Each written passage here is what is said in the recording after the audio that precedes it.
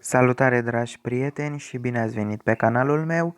În acest videoclip vă voi prezenta o platformă Gold 8, o platformă pe care am descoperit-o de curând, o platformă de unde puteți scoate bănuți.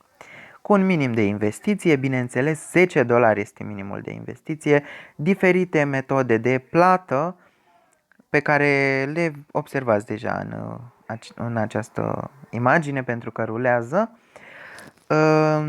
Aveți aici 3 pachete de servicii, bronz, 2%, minimul de depozit, cum am zis, este de $10. Puteți face un depozit și în alte monede și criptomonede. Alt pachet silver, 2,7%, depozitul minim este mai mare, $1000.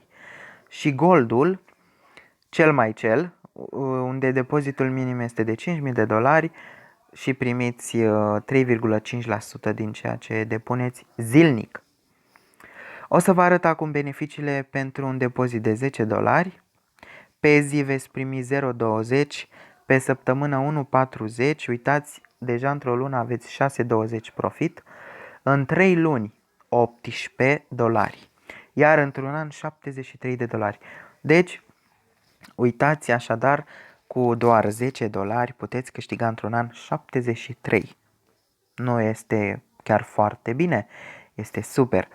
Nu v-am zis, dar vă zic acum, perioada de contract este de 365 de zile, adică un an, fix un an întreg.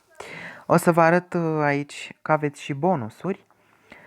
Primiți și bonusuri făcând diferite recenzii sau scriind articole, videoclipuri, postare și alte metode prin care veți primi bonusuri de la această platformă. O să vă arăt acum